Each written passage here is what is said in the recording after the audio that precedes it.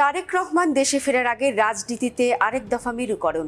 ধানের শীষে নির্বাচন করতে দল বিলুপ্ত করেছেন কেউ কেউ, আবার কেউ যোগ দিয়েছেন বিএনপিতে।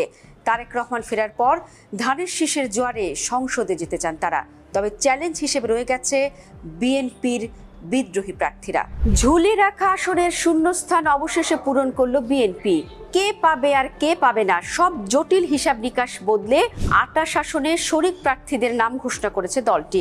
শরিকদের জন্য বরাদ্দ রাখা হলেও বিএনপির কিছু হেভিওয়েট প্রার্থীও চাতক পাখির মতো তাকিয়েছিল। শেষ মুহূর্তেও কপাল খোলেনি রুমিন ফারহানার। ত্রয়োদশ জাতীয় সংসদ নির্বাচন সামনে রেখে অনেক আগে থেকেই প্রার্থী চূড়ান্তের কাজ করছে রাজনৈতিক দলগুলো। তফসিল ঘোষণার পর সমমনাদের সঙ্গে নিয়ে শেষ মুহূর্তের হিসেব নিকেশ কষছে বিএনপি, জামায়াতে ইসলাম, জাতীয় নাগরিক পার্টি সহ সব দল। সব ঠিক থাকলে চলতি সপ্তাহে আসন সমঝোতা শেষ করতে চায় তারা। নির্বাচনী লড়াইয়ের কাজ সবচেয়ে বেশি গুছিয়ে এনেছে বিএনপি।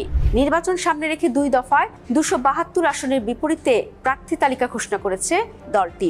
অবশিষ্ট ২৮ আসনের মধ্যে অন্তত ১২টি আসন যুগপথ আন্দোলনের শরিকদের জন্য ছাড়ার সিদ্ধান্ত নিয়েছে বিএনপি। সূত্র বলছে, আলোচনার মধ্য দিয়ে শরিক দলগুলোর অনেক নেতার জন্য আসন ছাড়ের সবুজ সংকেত দিয়েছে বিএনপি। তারা হলেন গণসংহতি আন্দোলনের Junaid Saki, Bangladesh Jatiya party BJP chairman Andalif Rahman Partha, নাগরিক ঐক্যের সভাপতি মাহমুদুর রহমান মান্না, জাতীয় সমাজতান্ত্রিক দল জেএসটির সভাপতি আসম আব্দুর রফ অসুস্থ হয়, তার স্ত্রী তানিয়া রফ, এলডিপির চেয়ারম্যান কর্নেল অলি আহমেদের ছেলে অধ্যাপক ওমর ফারুক, কুমিল্লা ৭ আসনে দলটির মহাসচিব ডক্টর রেদওয়ান আহমেদ। এছাড়া জমিয়ত উলামায়ে ইসলাম বাংলাদেশের আমির উবায়দুল্লাহ ফারুককে সিলেট ৫, দলটির মহাসচিব মঞ্জুরুল ইসলাম আফিন্দিকে নীলফামারী ১, জুনাইদ আল হাবিবকে ব্রাহ্মণবাড়িয়া ২ ও মনির হোসেন কাশেমীকে নারায়ণগঞ্জ ৪ আসনটি ছাড়ের সিদ্ধান্ত নিয়েছে দলটি। এদিকে নতুন আরপি অনুযায়ী জোট করলেও নিবন্ধিত দল হিসেবে প্রার্থীকে নিজস্ব প্রতীকে নির্বাচন করতে হবে।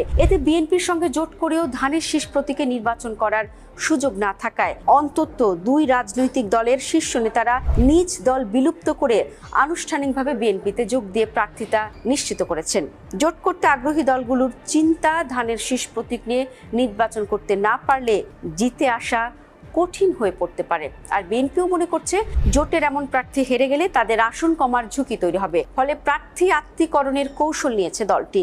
বিএনপির দলীয় সূত্র বলছে, আরো কয়েকটি ছোট দলের নেতারা ধানের শীষ প্রতীক নিয়ে নির্বাচন করতে বিএনপিতে আসতে চাইছেন। আওয়ামী লীগ বিরোধী আন্দোলনের ৫৭টি দল ও জোট বিএনপির সঙ্গে ছিল।